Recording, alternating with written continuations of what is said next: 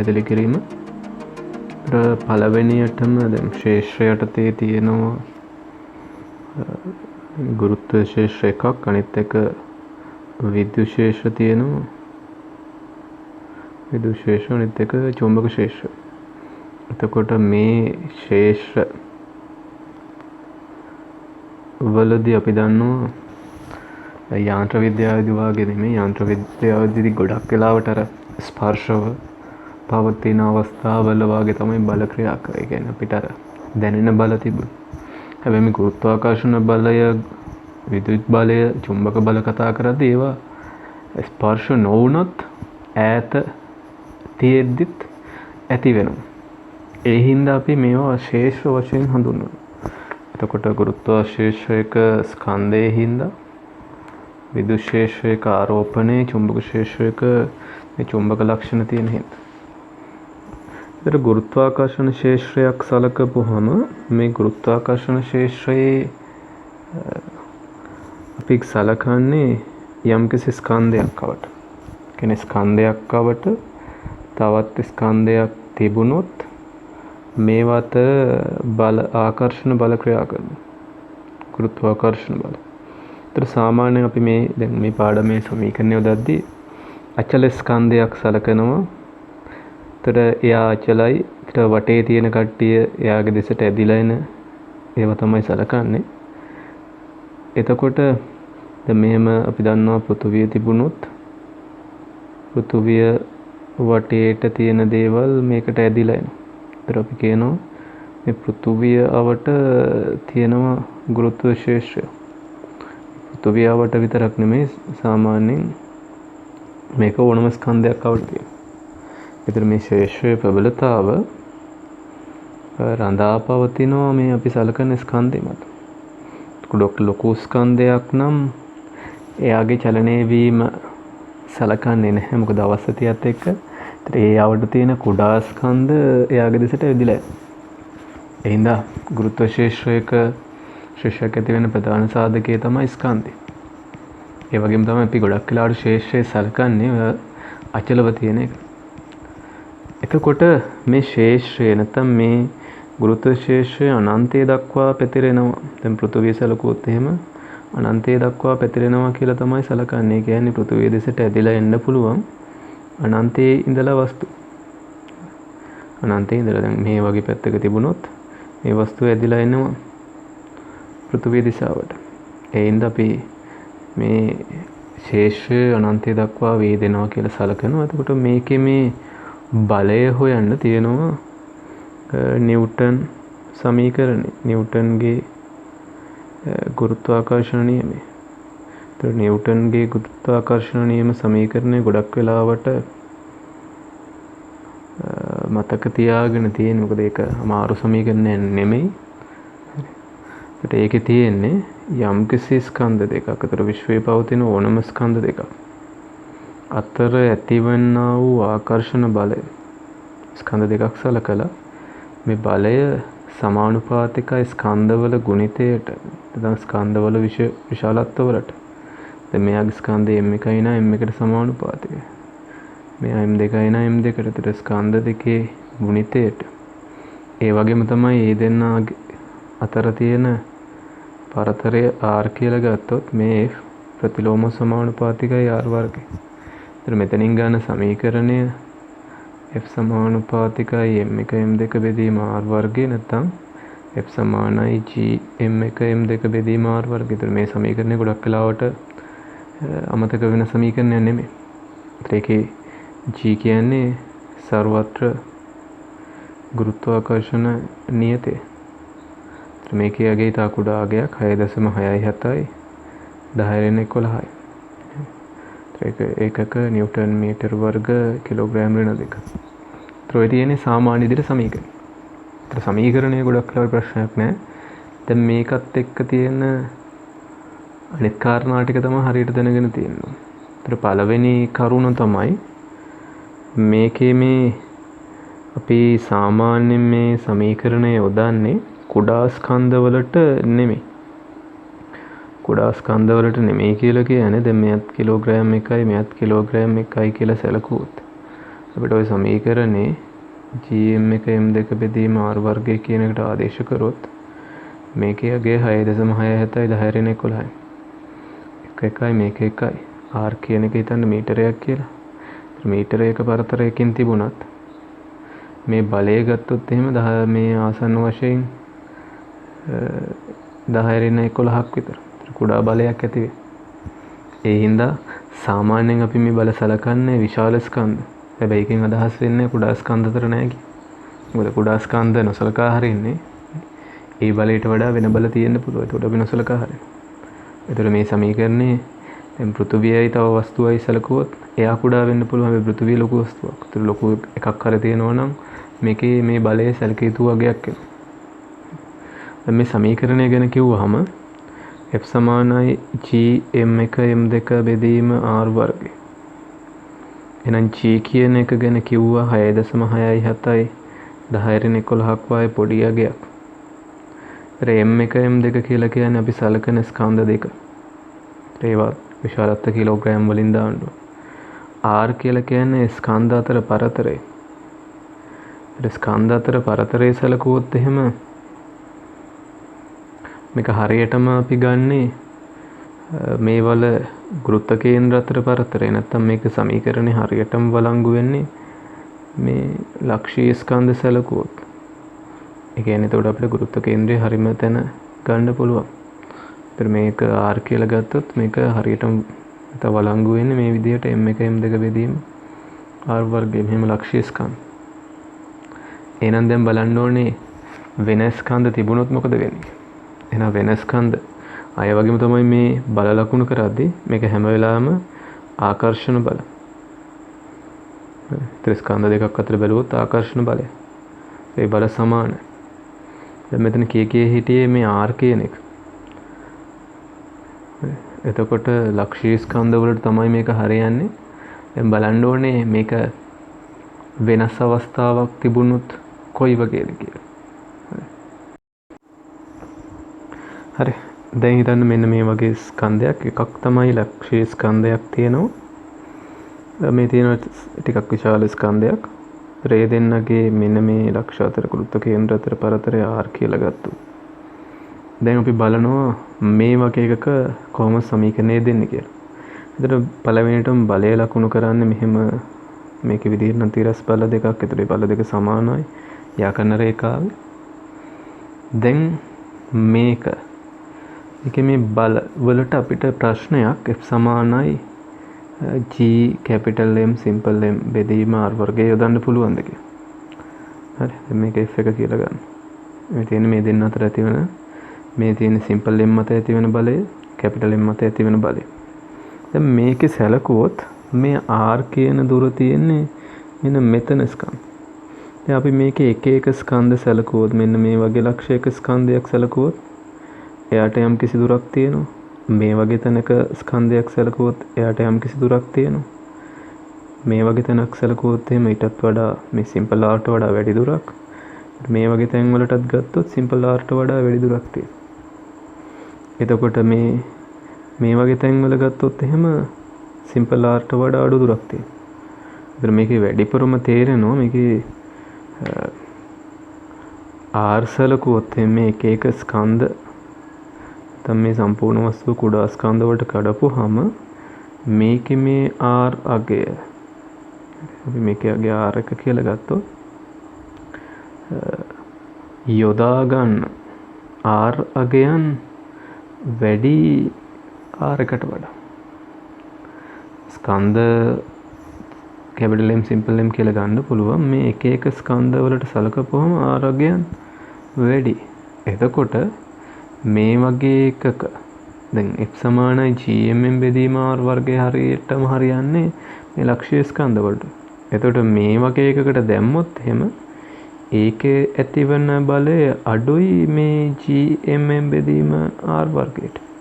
ඒකට හේතුව මේකේ සැලකුවොත් එහෙම GM බෙදීම R වර්ගය නැත්නම් R1 වර්ගය කියලා ගන්න පුළුවන්. ඒ එනාගේට වඩා අඩු වගයක් එන්නේ. මොකද මේ ඈත තියෙන ස්කන්ධ වෙන්න පුළුවන්, මේ වගේ අතරමැද තියෙන ස්කන්ධ වෙන්න පුළුවන්. ඒ තැන් වලට මේ අපි සලකන ආරකට වඩා වැඩි අගයන් තියෙන. එතකොට මොකද වෙන්නේ? සම්පූර්ණ ප්‍රකාශනය අඩු වෙනවා. ඒ හින්දා මේ වගේ ස්කන්ධ සලකනවා නම් මේ බලය අඩු වෙනවා.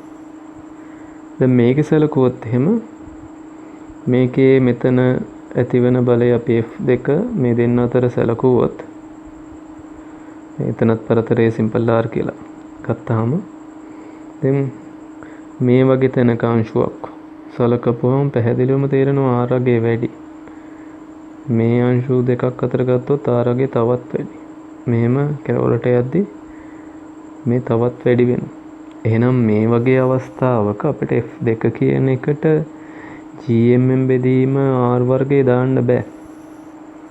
ඒකට හේතුව තමයි මේ F2 මේ GMM බෙදීම R වර්ගයට වඩා අඩු වගයක්. දැන් එනම් බලපුවම තේරෙනවා මේ එක එක ස්කන්ධ අතර දුර බලපුවම මේ සිම්පල් R ට වඩා වැඩි. එතකොට එක එක එක්කෙනාගේ බල සලකපුවම මේ R අගේ වැඩි වෙලා හින්දා මොකද වෙන්නේ? බලය අඩු වෙනවා. ඒ වගේම තමයි තව දෙයකින් මේ බලය අඩු වෙනවා.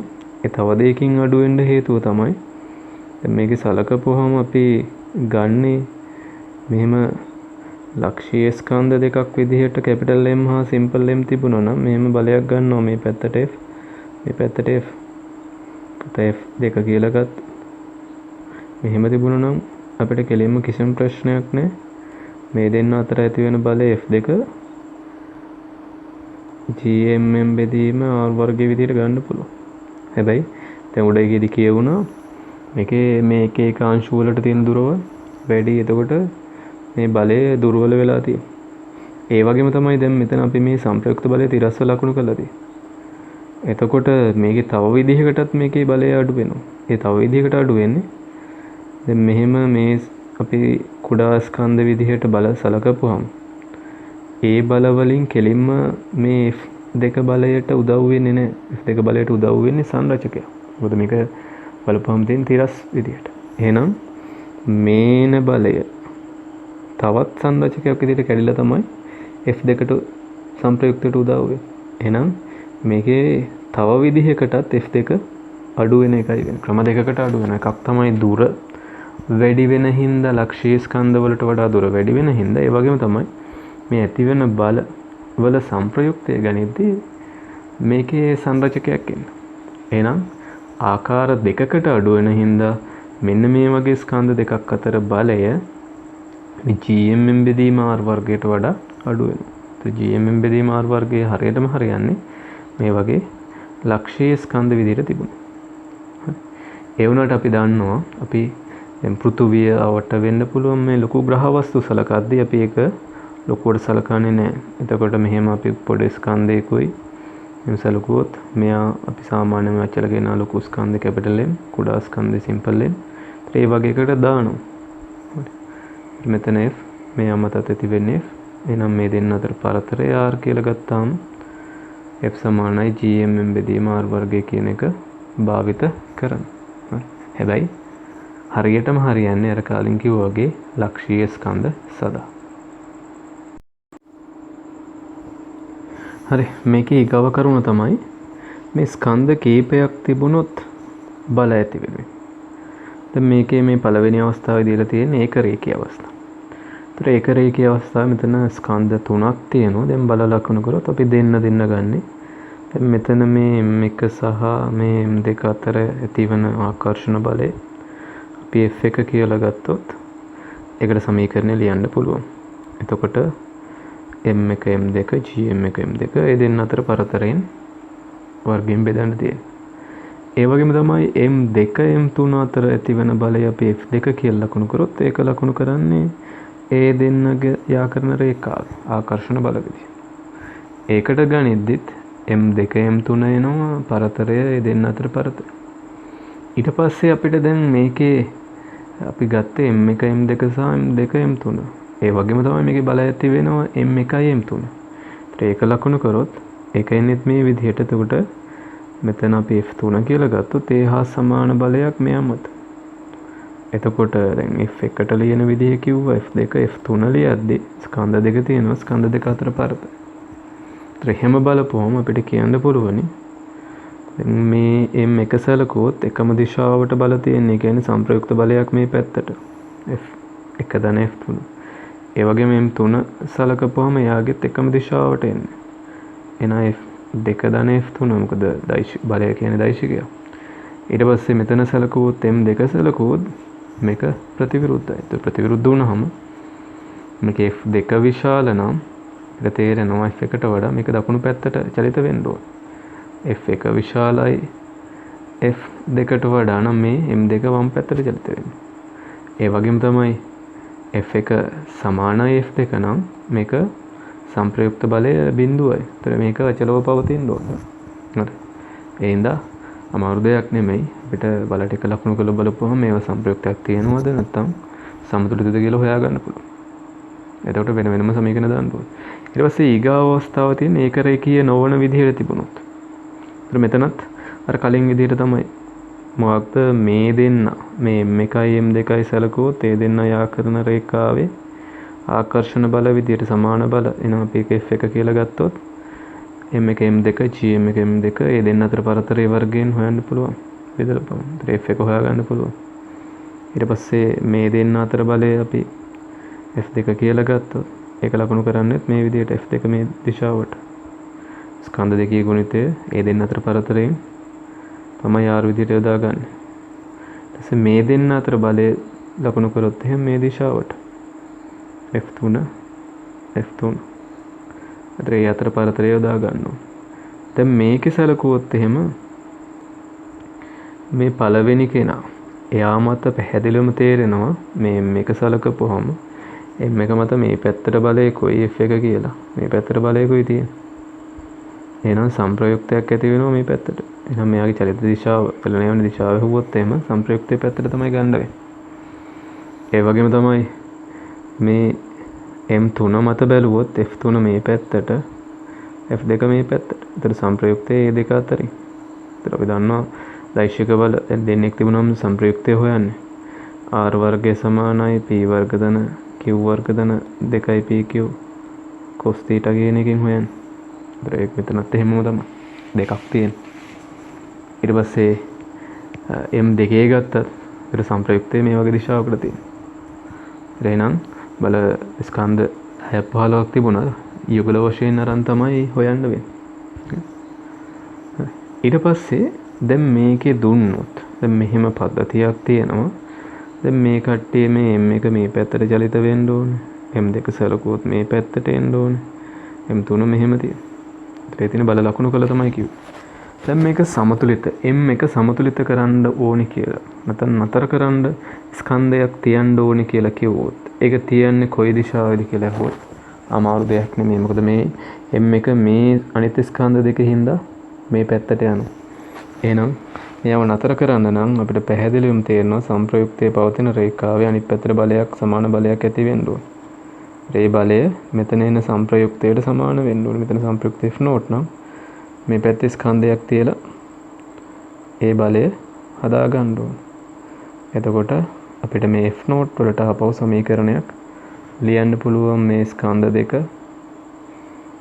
කැපිටල් M හා සිම්පල් M එක දුර යොදාගෙන බලයට සමීකරණය ලියලා ඒක අර F1 හා F2 සංප්‍රයුක්තයට සමාන කරලා ප්‍රකාශනයක් ගන්න පුළුවන්.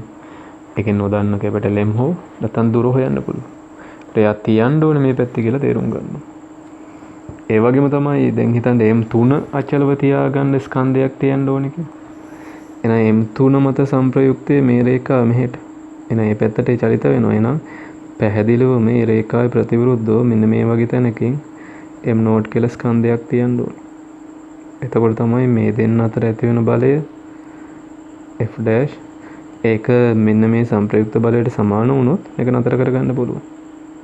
එහෙනම් මෙතනින් සංප්‍රයුක්තය හොයලා මෙතන F' වලට සමීකරණය ලියන්න පුළුවන් මේ M0 සහ M3 ඇසුර.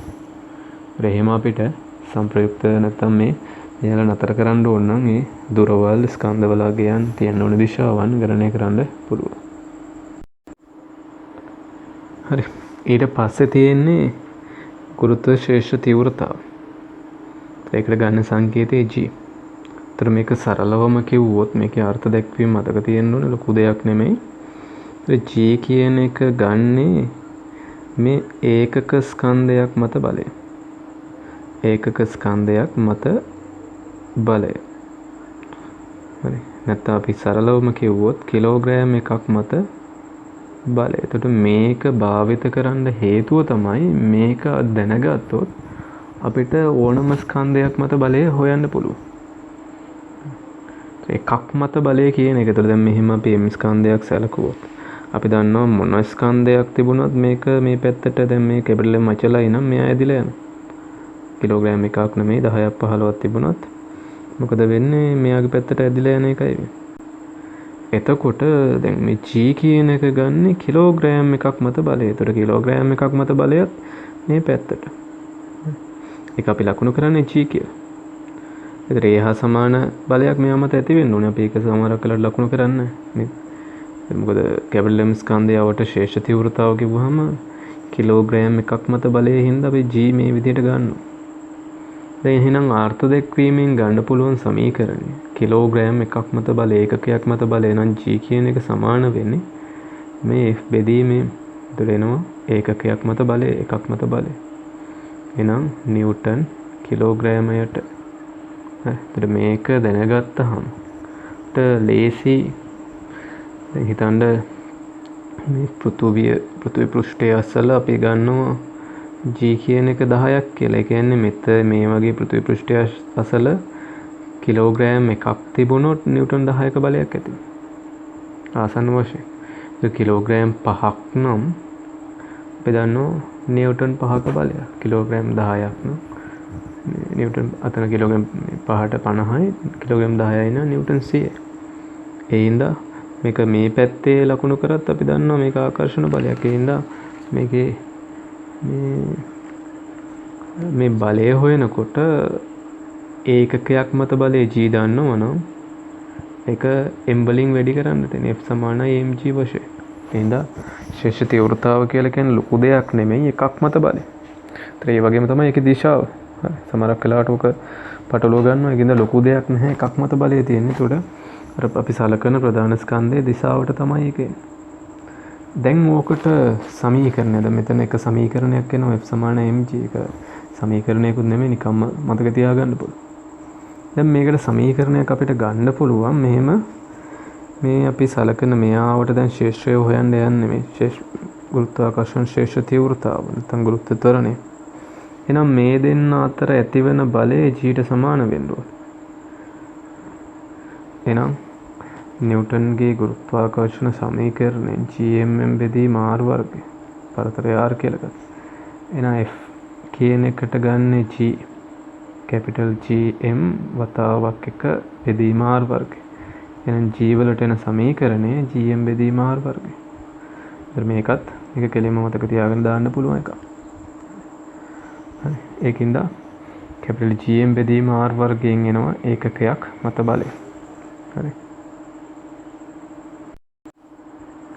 දැන් අපිට එතකොට මේ ස්කන්ධයක් ආවට කිලෝග්‍රෑම් එකක් මත බලය හොයන්න මේ සමීකරණේ ඍජුවම යොදන්න පුළුවන්. ඒතර r කියලා ගත්තේ අපි කලින් නම් ගත්තේ මේකේ ස්කන්ධ දෙක අතර පරතරය. මෙතන සලකන ලක්ෂ්‍යත් අතර පරතරය. දැන් අපි එකම r දුරකින් සැලකුවොත් මෙහෙම මේ වගේ ලක්ෂ්‍ය.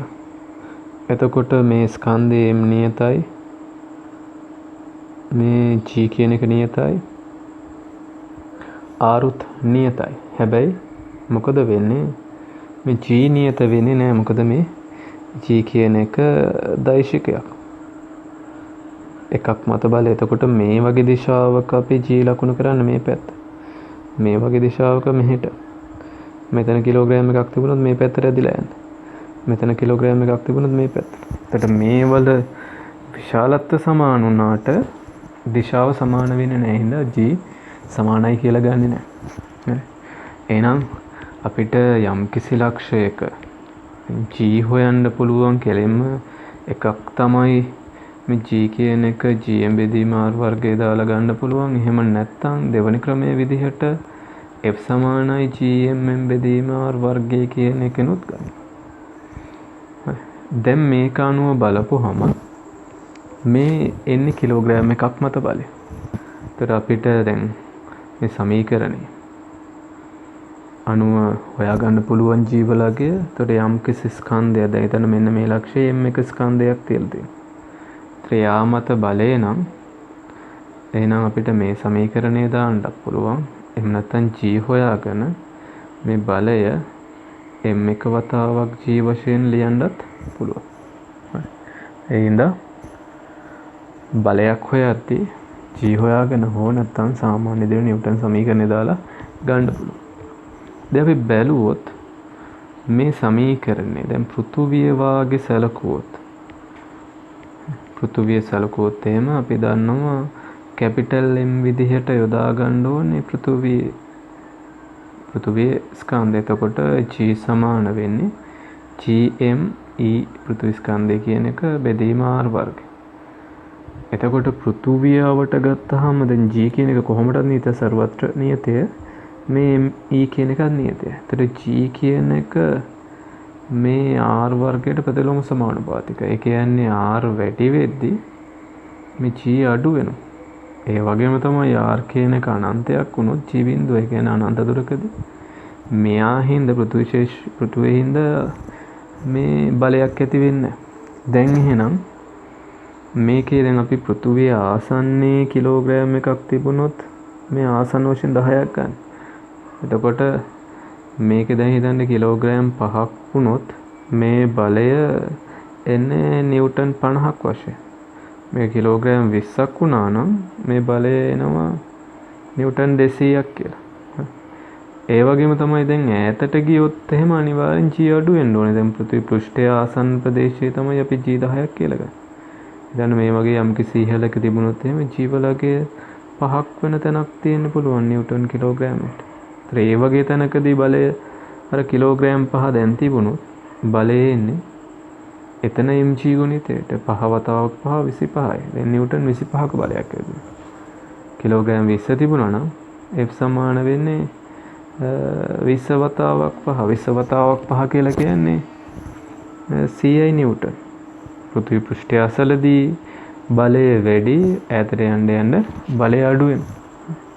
එහෙනම් ඔය කිව්වේ මේ දුරත් එක්ක කොහොමද වෙනස් වෙන්නේ කියලා. දැන් ඊට පස්සේ අපිට මේක ලකුණු කරගන්න පුළුවන් යම් කිසි ස්කන්ධයක පෘථුවිය වෙන්න පුළුවන්. එතන ලක්ෂීය ස්කන්ධය. එයාගේ මේ රේඛාවේ දෙපැත්තේ කොහොමද g වෙනස් වෙන්නේ. එතකොට දැන් දන්නවා අනන්තයේදී බිඳුවයි මේ ළඟදී වැඩි. මොකද r අඩු හින්දා. හැබැයි දැන් මේ වගේ පැත්තක ගත්තොත් එන්නේ මේ පැත්තට g වල දිශාව. මේ වගේ පැත්තක ඉන්නේ ප්‍රතිවිරුද්ධයි. ඒ කියන්නේ අපි එක පැත්තක් ධන වශයෙන් ගත්තොත් අනිත් පැත්තේ එන්නේ ඍණ වශයෙන්. එතකොට g ප්‍රතිලෝම සමානුපාතිකයි r වර්ගය. මොකද මේ අපි සලකන ස්කන්ධය නියත. එහෙනම් මෙයාගේ සැලකුවොත් මෙහෙම අනන්තයේ තමයි බිඳුව වෙන්නේ මේ පැත්තේදී. මොකද අපි මේ පැත්තට තියෙන එක ධන කියලා ගත්තා. එහෙනම් මේ පැත්තට තියෙන g වලගේ ඍණ. එහෙනම් මෙහෙම ප්‍රස්ථාරයක් එනවා. හරි. තියෙන්නේ දෛශික සැලකිල්ලට අරගෙන. හරි. ඊට පස්සේ තියෙනවා පෘථිවි ගුරුත්වයේ ශේෂ්ත්‍රය.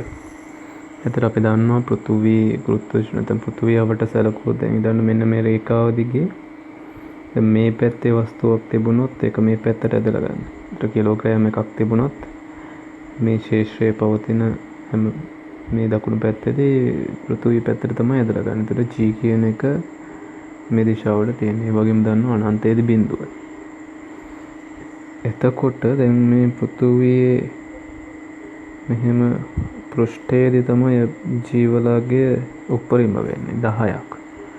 ආසන වශයෙන් 10යි. ඒ කියන්නේ මෙන්න මේ වගේ තැනක ඉඳලා අපි දන්නවා මේකේ සමීකරණය g ප්‍රතිලෝම සමානුපාතිකයි r වර්ගය.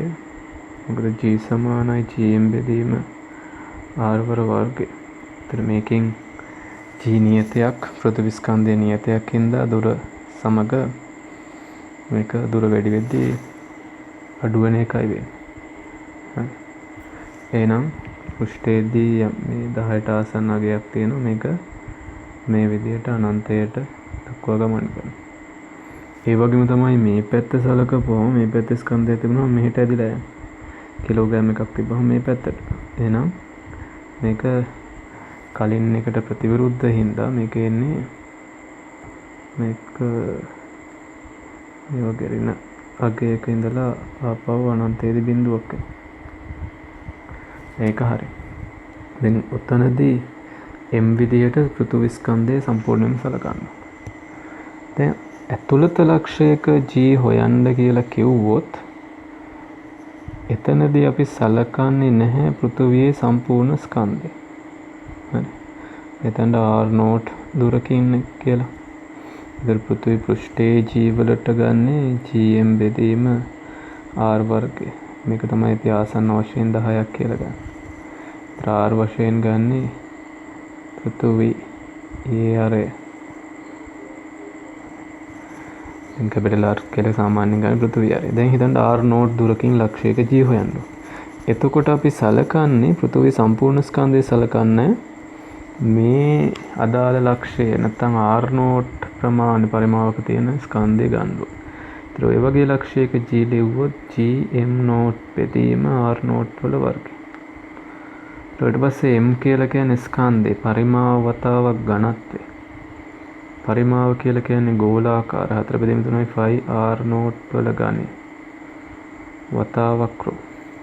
ටෝක මෙතෙන්ට ආදේශ කරොත් අපිට g වලට මේක r0ට සමානුපාතිකයි කියලා ප්‍රකාශනයක් එනවා. එහෙනම් මේ පෘථුවිය ඇතුළේදී මේක අනුලෝමව සමානුපාතිකයි කියලා කියන්නේ මේක රේඛීය හැඩයක් තියෙන. මේ පැත්තේදී එතට ඍණ වශයෙන් සමයි දෛශික සැලකිල්ලට ගත්තා. එහෙනම් පෘථුවියේ සලකුවොත් පෘථුවි කේන්ද්‍රයේ ඉඳලා පෘෂ්ඨයට එද්දී උපරිම වෙනවා. පෘෂ්ඨය තමයි උපරිම. ඊට පස්සේ ඉවතට යද්දී මේ දුර වෙනස් වෙන හින්දා ජීවලගේ අඩු වෙනවා. ඇතුළේදී m වැඩි වෙනවා. ඒ හින්දා g වැඩි වෙනවා. එළියේදී අඩු වෙනවා. ඊට පස්සේ අපි සැලකුවොත් මේ දැන් පෘථුවියේ තියෙනවා මේ චන්ද්‍රිකාවක් වාගේ සැලකුවොත්. චන්ද්‍රිකාවක් පවතින තැනක g තියෙනවද කියලා අහුවොත් ඇත්තටම ජීවලගයක් තියෙනවා. මොකද ශේෂය ඇතුලේ තියෙන. ශේෂය බිඳුවක් වෙන්නේ g බිඳුවක් වෙන්නේ අනන්තය. ඒතර මෙතනදී g අගයක් තිබුණාම චන්ද්‍රිකාවේ ස්කන්ධය m0 කියලා ගත්තා. ඇතිවන බලය අපිට ලියන්න පුළුවන් m0 වතාවක් g dash. ශේෂ තීව්‍රතාවයෙන් වැඩි කරන්න තියෙනවා. එතකොට චන්ද්‍රිකාව අපි දන්නවා වෘත්තාකාර පතයක යන්නේ. ඒතර වෘත්තාකාර පතේ යද්දී ඒ කියන්නේ මේකේ r සමාන වුණත් මේ පතේ තැන් තැන් වලදී ජීවල විශාලත්ව සමාන හැබැයි දිශාව වෙනස් වෙනවා. හරි. ඔය කිව්වේ පෘථිවි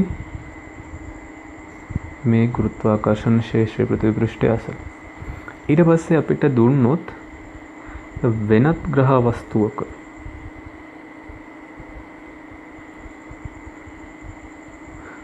වෙනස් ග්‍රහ වස්තුවක් සමග සංසන්දනය කරොත් අපිට දුර විතරක් නෙමෙයි gm බෙදීම r වර්ගය කියන එකේ g නම් කොහොමද නියතයි. එතකොට වෙනත් ග්‍රහ වස්තුවක් වුණොත් මේ දෙකම සලකන්න ඕනේ. දැන් සමහර ගණන්වල දෙනවා හඳේ ගුරුත්ව ශේෂ තීව්‍රතාව. පෘථුවිය එකත් එක්ක කීයද කියලා. එතකොට අපි r විතරක් සලකලා හරියන්නේ නැහැ. හරි. එතකොට මේ දෙක g කියන එක රඳා පවතිනවා m සහ r වර්ගය කියන එක. තව සමහර අවස්ථාවලදී කියන්නේ දැන් අවස්ථා දෙකක් සැලකුවොත් g1 බෙදීම g2 කියලා. ඒකට අවස්ථා දෙකකට ලියලා ගන්න ඕනේ. g1 සමානුපාතික වෙන්නේ m1 වර්ගය බෙදීම r1 වර්ගය.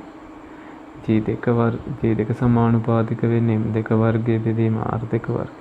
ඒතර ඔය දෙක බෙදලා දැම්මොත් මෙතන m වල වර්ග වෙන්නේ නැහැ. m1 විතරයි m2 විතරයි. එතකොට මේ දෙක බෙදලා දැම්මොත් එන්නේ m1 බෙදීම m2ක් එනවා. r2 වර්ග බෙදීම r1ක් විදියට ඔහොම අනුපාතයක් ගන්න පුළුවන්. ඒ වගේම තමයි තව සමහරක් ඒවල දෙනවා ඝනත්ව. මේ ග්‍රහ වස්තු වල ඝනත්ව. ඒතර ඝනත්ව දුන්නාම ඔය සමීකරණේ m කියන පදේ තමයි අයින් කරලා තියෙන්නේ. නැත්නම් වෙනස් වීම සලකන්න ඕනේ. එතකොට g සමානයි gm බෙදීම r වර්ගය. m කියන එක අපිට ලියන්න පුළුවන් මේක ගෝලයක් 4/3 r ඝනය තමයි. ඉතින් පරිමාව ඝනත්වයෙන් වැඩි කරා. ඒතර ඕක ආදේශ කරලා ප්‍රකාශනයක් හදන්න පුළුවන්. ඒ හින්දා ඔය ඝනත්වය දුන්නොත් එකක් දැනගෙන තියෙනවා. ඒ වගේම තමයි අපිට ඔය පෘථිවි පෘෂ්ඨය අසලදී ජීවලගේ 10ක් නැත්නම් 9.8ක් 9.8 ඔය වගේ අගයන් දෙනවා. ඒතර ඒ වෙලාවට අපි දැම්මොත් G සමානයි GM බෙදීම කැපිටල් R වල වර්ගය. R කියලා ගන්නේ 6400යි කිලෝමීටර්. එහෙම නැත්නම් 6400 වතාවක් 10 මීටර්. මේක ආදේශ කළා නැත්නම් පෘෂ්ඨය අසලදී ඔහොම තමයි ගන්න වෙන්නේ. එතකොට ගණන් වල සමහර අවස්ථාවලදී මේ G සිම්පල් G දෙනවා R දෙනවා. ඒතර මේ GM කියන පදේ සර්වත්‍ර නියතය හා පෘථිවි ස්කන්ධය කියන ගුණිතය වෙනුවට මේ GR වර්ගය ආදේශ කරන්න පුළුවන්. ඒතර ඒකත් මතක තියාගෙන තියෙන්න වෙන සමහර අවස්ථාවලදී අපි යොදනවා ඔය කැපිටල් GM කියන එක GR වර්ගය කියලා. ඊට පස්සේ තියෙන්නේ ස්කන්ධ කීපයක් හින්දා මේ G වල අගය. ඒතර දැන් මේම ඒකරේ කියව තියෙන එකක් සැලකුවොත් මේකේ අපි මේ වගේ මේ ලක්ෂයක් ගත්තොත් එතන ශේෂ තීව්‍රතාව මේ M එක හින්දා ලකුණු කරන්න ඕනේ මේ පැත්තට. අපි ඒක G එක කියලා ගන්න. කිලෝග්‍රෑම් එකක් මත බලය මේ පැත්තට තියෙන. ඒක ලකුණු කරගන්න පුළුවන්කම තියෙනවා. ඊට පස්සේ ඔය කියන ලක්ෂය x ලක්ෂය m2 හින්දා ඇති වෙන g2 මේ පැත්තට. ඒතර මෙහෙම x ලක්ෂය සලකපුවම ප්‍රතිවිරුද්ධයි. අපි y කියවාගේ ලක්ෂයක් සැලකුවොත් m1 හින්දා ඇති වෙන g එක අපි මෙහෙම ගන්නවා. අරකට වඩා අගේ වෙනස් වෙන්න පුළුවන්. හැබැයි m1 විසින් ඇති කරපු හින්දායි g1 කියලා දාගත්තේ. ඒ වගේම තමයි m2 හින්දාත් ඔය ලක්ෂය ඇති වෙන එක. රෝක G2 වශයෙන් තමයි හරයක් එකක. ඒතර මේක එකම දිශාවට වෙන්නේ. ඊට පස්සේ අපි මෙහෙම ඉස්සර ලක්ෂයක් සැලකුවා. M2 හින්දා පැහැදිලිවම තේරෙනවා මේ පැත්තට G2ක්.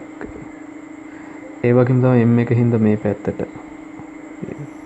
එහෙනම් මෙහෙම සලකපුවාම දැන් G1 කියන එකට සමීකරණය ලියුවොත් එන්නේ GM බෙදීම R වර්ගය. එතකොට මේ අදාළ ලක්ෂ වලට තියෙන දුර තමයි R. M කියලා ගන්න. එතකොට M1 G2කට ලියුවොත් කැපිටල් G M2 R කියලා කියන සලකන ලක්ෂ. ඒතර මේකෙදි මෙහෙම තිබුණාම දැන් මේ y ලක්ෂයේ වාය ගත්තොත් එහෙම G වල අගය එකතු වීමක් වෙන්නේ. මේ x ලක්ෂයේ වාය ගත්තොත් අඩු වීමක් වෙන්නේ. එතනදී G1 වැඩි නම් මේකේ ශේෂ්ත්‍රය පවතින්නේ සංප්‍රයුක්ත මේ පැත්තට.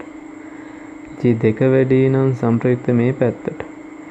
G1 සමානයි G2 නම් අපි ගන්නවා සංප්‍රයුක්තයේ බිඳුවක් කියලා නැත්නම් ශූන්‍යයි. එහෙම නැත්නම් අපි කියනවා උදාසීන ලක්ෂයක් කියලා. උදාසීනයි කියලා කියන්නේ සංප්‍රයුක්ත G අගේ බිඳුවක් වෙනවා. එස් මේ Z ලක්ෂය වගේ කොයිම වෙලාවක උදාසීන වෙන්න විදියක් නැහැ. එකම දිශාවට හින්දා G1 ධන G2 විදිහට ගන්න වෙනවා. හරි. එහෙනම් අපේ ඇහුවොත් මේම ස්කන්ධ දෙකක් අතර උදාසීන ලක්ෂයට දුර වෙන්න පුළුවන්. එතකොට අපිට ගණනය කරන්න පුළුවන්. මොකද මේක R1 කියලා අරගෙන මේක G1කට ප්‍රකාශනයක් ලියලා අරයාගේ දැන් තියෙන දුර R2 ඒකට ප්‍රකාශනයක් ලියලා උදාසීන ලක්ෂයේදී සමාන කරන්න තියෙනවා. ඒ ස්කන්ධ දෙකක් අතර උදාසීන ලක්ෂය අනිවාර්යෙන් අතර තමයි පිහිටන්නේ අතරමැද. එතකොට මේ වගේ තැනක ස්කන්ධයක් තිබුණොත් උදාසීන ලක්ෂයක ස්කන්ධයක් තිබුණොත් බලයක් ඇති වෙන්නේ. එතකොට දැන් මේකේ x වම් පැත්තෙන් තිබුණොත් එහෙම මේක m1 පැත්තට ඇදිලා යනවා ස්කන්ධයක් තිබුණොත්. මේ x ලක්ෂයක දකුණු පැත්තෙන් තිබුණොත් මේක m2 පැත්තට යනවා. ඒතර ඔය කිව්වේ මේ ස්කන්ධ කීපයක් හින්දා මේ ඒක රේඛීයව දෙකක් හින්දා ශේෂ තීව්‍රතාව. දැන් මෙහෙම ස්කන්ධ දෙකක් තිබිලා ඒ අතර රේඛාවේ නැතුව පිටතැනක ජීවලා ගෑවුවොත් ඒක අමාරු දෙයක් නෙමෙයි. දැන් මේ ලක්ෂයේ m1 හින්දා ඇති කරන g කියන එක මේ පැත්තට තියෙනවා. ඊට පස්සේ m2 හින්දා ඇති කරන එක මේ පැත්තට. ඒක ලකුණු කරගන්න බැරි කමක් නැහැ. කිලෝග්‍රෑම් එකක් තිබුණොත් එදිලා යන එක. එහෙනම් සංප්‍රයුක්තයේ මේ වගේ පැත්තකට. ඒතර මේක දෛශික ආකාරයට හොයන්න ඕන. ජීවලට අගයක් එනවා. දැන් මෙහෙම තිබුණාම උදාසීන වෙන්න විදියක් නෑ. මොකද සම්ප්‍රයුක්තයක් පවතින තස ස්කන්ධ දෙකක් අතර නම් අතර මැද තමයි උදාසීන ලක්ෂය තියෙන්නේ. ඒතකොට දෙපැත්තේ තියෙන විදියක් නෑ. ඔන්න ස්කන්ධ තව ස්කන්ධයක් තිබුණොත් ඒක උදාසීන වෙන්න නම් මේ ලක්ෂය අපි x ලක්ෂය කියලා ගත්තොත් උදාසීන වෙන්න නම් ඒ ස්කන්ධය තියන්න ඕනේ තැන කියලා කියන්නේ අපිට හිතා ගන්න පුළුවන්. මොකද වෙනවා සම්ප්‍රයුක්ත ජීයගයක් නොතිබෙන්න. ඒ කියන්නේ මෙතන දැන් මේ දෙන්න හින්දා ජීඩෑෂ් ඉහළට තියෙනවනේ මේ පල්ලෙහාට එකක්. දැන් පල්ලෙහාට කිරෝපෑම් එකක් මත බලයක් ඇති වෙන්න නම් මේ ස්කන්ධයක් තියන්න ඕනේ මේ වගේ තැනක. අපි m dash කියලා ගත්තොත් එහෙනම් මේ අර ඇති කරන g dash සමාන වෙන්න ඕන. එහෙනම් මාරු දෙයක් නෙමෙයි. එහෙනම් මෙතන g dash වලට සමීකරණ ලිව්වොත් capital G m dash බෙදීම මේක r වර්ගය. ඕකෙන් එතකොට ස්කන්ධය හරි නැත්නම් දුර හරි අපිට හොයාගන්න පුළුවන්. ඒ ස්කන්ධ කීපයක් තිබුණොත් වෙන වෙනම හොයලා දෛශික එකතුව ගන්න තියෙනවා. ඊට පස්සේ අපි මේ උදාසීන ලක්ෂය ගැන කියද්දී ඒකේ විශේෂත්වයක් තියෙනවා. දැන් හිතන්න මෙහෙම පෘථුවිය අඟහරු කියන දෙන්න තියෙද්දී මේකේ උදාසීන ලක්ෂය හොයන්න කිව්වොත් අපි මේ පැත්තේ ඉන්න x දුරකින් මේ දෙන්න අතර පරතරය d නම් මේක d ඍණ x කියලා අරගෙන උදාසීන ලක්ෂයේදී සම්ප්‍රයුක්තය බිඳුවක් එනවා. ඒතර මේ දෙන්න විතරයි නම් අඟහරු විසින් ඇති කරන එක අපි මේ පැත්තට g2 පෘථුවිය විසින් ඇති කරන එක g1 කියලා ගත්තාම මේ දෙකට වෙන වෙනම සමීකරණ ලියලා g බෙදීම r වර්ග මේක සමාන කරලා අපිට මේ x පිහිටුම හොයාගන්න පුළුවන්. දැන් ඕක නෙමෙයි ප්‍රශ්නේ. මේ උදාසීන ලක්ෂයේ වැදගත් වෙන්නේ අපි යම්කිසි වස්තුවක් ප්‍රක්ෂේපණය කරොත් යවුවොත් හිතන්න ඒක අපි දැන් හිතන්න පෘථුවියේ ඉඳලා අඟහරුවට යවන්න ඕන. ඒතර අඟහරුවට යවද්දී අපි අදාළ වස්තුව මෙන්න මේ O ලක්ෂයට විතරක් යවපුවාම ඇති. ඒකට හේතුව දැන් O වලින් වම් පැත්තේ තිබුණොත් ඒ කියන්නේ පෘථුවියේ පැත්තට තියෙන මේ ගුරුත්ව ශේෂ්ත්‍රය ප්‍රබලයි. එතකොට මෙයා මේ පැත්තට මේ පැත්තේ තිබුණොත් වස්තුව මේක මේ පැත්තට ඇදිලා යනවා. එහෙනම් අපි මේ උදාසීන ලක්ෂය පහු කරන විදිහට මෙයා යවුවොත් එහා පැත්තට ඇදිලා යනවා. එහෙනම් අවම කාර්යයක් නැත්නම් අවම ශක්තියක් දෙනවා නම් දීලා කරනවා නම් අපි මේ O ලක්ෂයට තමයි යවන්න ඕනේ. ඒකට තේරුම් ගන්න බැරි කමක් නැහැ. මොකද ඒකෙන් වම් පැත්තේ තිබුණොත් පෘථිවි පැත්තට ඇදින්නේ. දකුණු පැත්තේ තිබුණොත් අඟහරු මත. ඒතර ඕක මේ දුරවල් මේ අලගේ ස්කන්ධ අණුව වෙනස් වෙනවා. ස්කන්ධ පෘථිවි ස්කන්ධේ වැඩි නම් මේ උදාසීන ලක්ෂය පෘථිවියෙන් ඈත තියෙන. අඟහරු ස්කන්ධය වැඩි නම් සසඳද්දී අඟහරුගෙන් ඈත තියෙන. ඒ හින්දා ඔය ලක්ෂය වැදගත් වෙනවා. ඔය අවම ප්‍රවේගයක් වගේ දෙයක් ගණනය කරනවා නම් අවම ශක්තිය එතෙන්ට යවපුවම එතනින් පස්සේ මේක ඉබේටම ඇදිලා යනවා. ඊට පස්සේ තියෙනවා චන්ද්‍රිකාවක චලිතය. එතකොට චන්ද්‍රිකාවක චලිතය කියලා කියන්නේ අපි පෘථිවිය වටා සැලකුවොත් මේක වටා වෘත්තාකාර පතයක ගමන් කරනවා කියලා ගන්න. ඒතර කේන්ද්‍රයේ තියෙන මේ වගේ තැන. ඒතර මෙතන තියෙන්නේ වෘත්ත චලිතය. වෘත්ත චලිතය. ඒතර වෘත්ත චලිතයක් වුණාම අපි දන්නවා ඒකේ ප්‍රකාශන ගන්නේ කේන්ද්‍රයේ දිශාවට f සමානයි. ඒතර කේන්ද්‍රය හොයාගන්න බැරි කමක් නැහැ. පතේ කොයි පැත්තටද එතන කේන්ද්‍රය ලකුණු කරගන්න පුළුවන්. ඒතර මේ f කියලා කියන්නේ කේන්ද්‍රයේ පැත්තට තියෙන සම්ප්‍රයුක්ත බලය. මේක AR වලට m වතාවක් AR. එහෙම නැත්නම් මේ AR FR කියලා කියන්නේ කේන්ද්‍ර අபிසාරී බලය. AR කේන්ද්‍ර අபிසාරී ත්වරණය. ඒතර මේක v වර්ග බෙදීම r. එහෙම නැත්නම් r ඔමෙගා වර්ගය වලින් ලියන්න පුළුවන්. එහෙම නැත්නම් v ඔමෙගා කියලා තියෙනවා. එහෙනම් දැන් මෙතන මෙහෙම සැලකුවොත් මේ දෙන්න අතර ඇතිවන බලය ගුරුත්වාකර්ෂණ බලය ඒක කෙලින්ම ලියන්න පුළුවන් නිව්ටන් සමීකරණයෙන් gm m බෙදීම මේ චන්ද්‍රිකා ස්කන්ධයෙන් නම් r වර්ගය r විදියට ගන්න චන්ද්‍රිකාවයි මේ කේන්ද්‍රය අතර පරතරය. ඒතර වෘත්ත චලිතයේදී දැන් එහෙනම් ඔකේ පොඩ්ඩක් බැලුවොත් පෘථුවිය වටා කක්ෂගත කරලා තියෙන චන්ද්‍රිකාවක පෘථුවියේ අර r මේ පෘථිවි පෘෂ්ඨයේ ඉඳන් තියෙන උස h වෙද්දී නම් මෙතනත් මොකද වෙන්නේ මේ දෙන්න අතර බලය හින්දා තමයි මෙයා මොකද වෙන බල නැත්තම් කේන්ද්‍රයේ පැත්තට තියෙන එකම බලය මේ ආකර්ෂණ බලය ගුරුත්වාකර්ෂණ. චන්ද්‍රිකා ස්කන්ධය m නෝට් කියලා ගත්තොත් gf සමානයි gmn බෙදීම r වර්ගය. මෙතන පෘථිවි ස්කන්ධය m නෝට් බෙදීම සිම්පල් r වල වර්ගය. සිම්පල් r වුණ අපිට කියන්න පුළුවන් කක්ෂයේ ආරය කියලා ගන්නත් පුළුවන්. කේන්ද්‍රයට තියෙන දුර.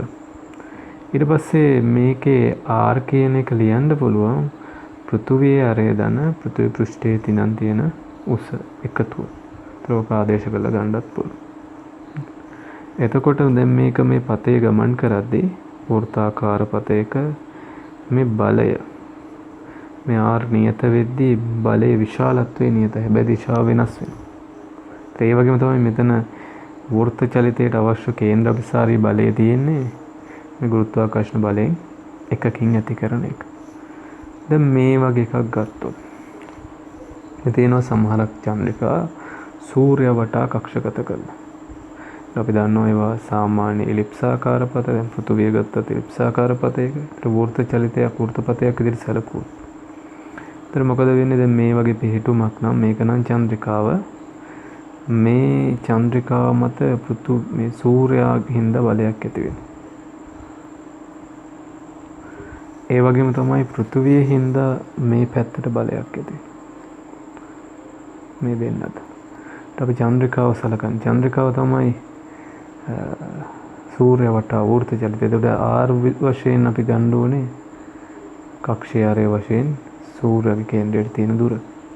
ත්‍රේෆ් එක ලියුවොත් එන්නේ ජීවතාවක් සූර්යගේ ස්කන්ධය චන්ද්‍රිකාවේ ස්කන්ධය දෙන්න අතර දුරේ වර්ගයෙන් බෙදන්න ඕන. f2 කියලා කියන්නේ m චන්ද්‍රිකාවයි පෘථුවිය අතර gm පෘථුවි ස්කන්ධය m නෝට් බෙදීම මේ r2 වර්ගය කියලා ගන්න පුළුවන්. එතකොට දැන් වෘත්ත චලිතේ නම් කේන්ද්‍රයේ පැත්තට f සමානයි මේ දාන්න තියෙන්නේ. දැන් කේන්ද්‍රයේ තියෙන අර පැත්තේ එහෙනම් f1 රින f2 සමාන වෙන්නේ mar වලට. r වලට v වර්ග බෙදීම r. එහෙම නැත්නම් r ඔමෙගා වර්ගය දාන්න පුළුවන්. හරි. එතකොට මෙතන mv වර්ග බෙදීම r කියලා ගත්තා නම් r කියලා ගන්නේ කක්ෂයේ ආරය. පැහැදිලිව තේරෙන්න ඕනේ කක්ෂයේ කේන්ද්‍රයේ තියෙන සූර්යය. ඒකට සංප්‍රයුක්තයේ තියෙන පැත්තේ තමයි සංප්‍රයුක්ත බලයේ තියෙන f1 පැත්තට ඒතකොට කේන්ද්‍රය තියෙන්නේ ඒ පැත්තේ. බැරි වෙලාවත් ඔක පෘථුවිය වටා කරකුණා නම් එතන එතකොට කේන්ද්‍රය තියෙන්නේ පෘථුවිය මත. එතකොට හරි. දැන් මේ වගේ රූපයක ගත්තොත් මේ තියෙන්නේ පෘථුවිය වටා කක්ෂගත කරලා තියෙනවා චන්ද්‍රිකාවක්. මෙතන තියෙනවා චන්ද්‍රයා. හොඳ. දැන් මෙහෙම මේ වගේ මේ චන්ද්‍රිකාවක් කක්ෂගත කරලා තියෙද්දී චන්ද්‍රයාගේ බලපෑමක් තියෙනවා. දැන් මෙහෙම සැලකුවොත් එහෙම ඇත්තටම මොකද වෙන්නේ? පෘථුවියේ හින්දා ආකර්ෂණ බලයක් තියෙනවා. මේ චන්ද්‍රයා හින්දාත් ආකර්ෂණ බලයක් ඇති වෙනවා. හැබැයි මෙයා පෘථුවිය වටා තමයි කක්ෂගත කරලා තියෙන්නේ. එතකොට පෘථුවියේ තමයි කේන්ද්‍රය තියෙන්නේ. එහෙනම් සංප්‍රයුක්ත බල f1 ඍණ f' v වර්ග බෙදීම r විදිහට ගන්න පුළුවන්. ඒතර මේ වගේ තැනක චන්ද්‍රිකාව තිබුණොත් පෘථුවියෙන් ඇති කරන බලයත් ওই පැත්තට. චන්ද්‍රයාගෙන් ඇති කරන බලයත් ඒ පැත්තට. එතකොට කේන්ද්‍ර අභිසාරී බලය විදිහට මේ f1 ධන f' වෙනවා. ඒතර මේ වගේ පිළිතුමක් දුන්නොත් අපිට ලකුණු කරන්න බෑ. මොකද මේ වගේ තැනක ගත්තොත් එහෙම මේ පැත්තට ඇති වෙන බලය f1 කියන එක චන්ද්‍රයා හින්දා මේ වගේ පැත්තකට එන්නේ. හරි. අපිට ගොඩක් වෙලාවට දෙන්නේ මේ වගේ මේ එකම රේඛාවේ තියෙන. ඒතර තේරුම් ගන්න තියෙන්නේ එක ස්කන්ධයක් විතරයි නම් තියෙන ප්‍රධාන ස්කන්ධය විතරයි නම් කේන්ද්‍ර අභිසාරී බලය සපයන්නේ එකකින් විතරයි. තව තිබුණොත් කේන්ද්‍රයේ පැත්තට තියෙන සංප්‍රයුක්ත බලය ගන්න ඕනේ. ඒක වෘත්ත චලිතයේදී අහලා තියෙන දෙයක්.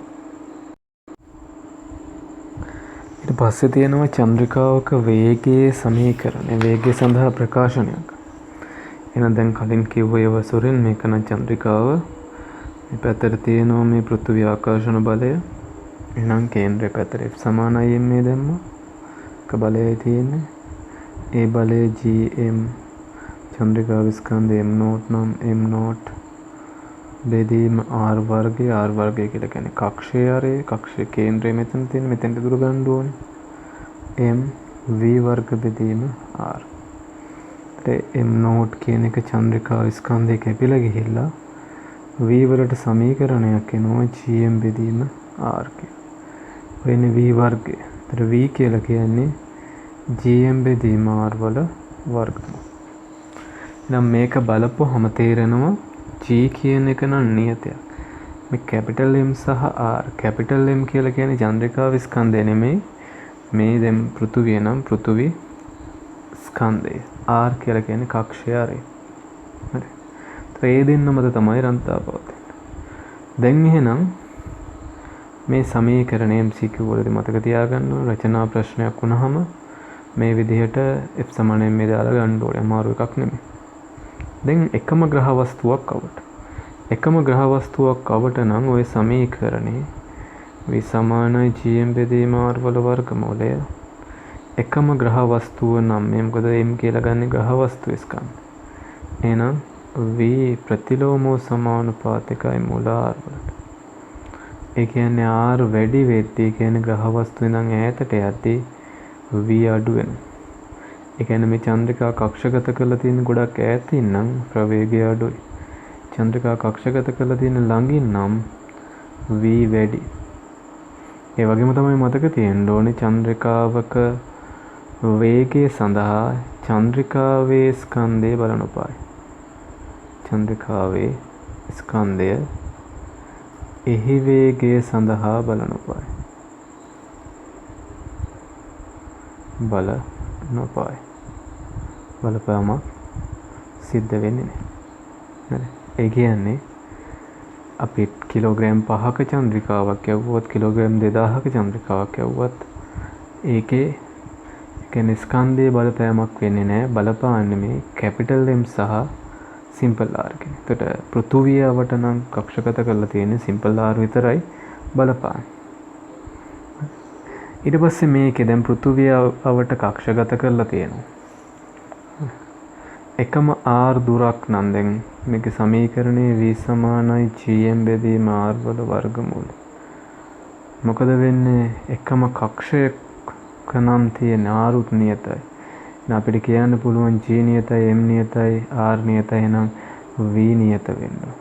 ඒ කියන්නේ එකම කක්ෂයක නම් මෙහෙම එකම කක්ෂයේ නම් යන්නේ එකම කක්ෂාරයක් නම් තියෙන්නේ ඒ දෙන්නගේ වේග සමාන වෙන්න ඕනේ. මෙයා යන්නේ තප්පරයට මීටර 5යි නම් මෙයාත් එන්නේ. මේවා සාමාන්‍යයෙන් ඉතා විශාල වේග. හරි. කියන්නේ එකම වේගයක් තියෙන. ඒ වගේම තමයි මේක අපිට පෙන්වන්න පුළුවන්. මේ r වැඩි වුණොත් කක්ෂාරයේ r වැඩි වුණොත් මේ v කියන එක අඩු වෙනවා.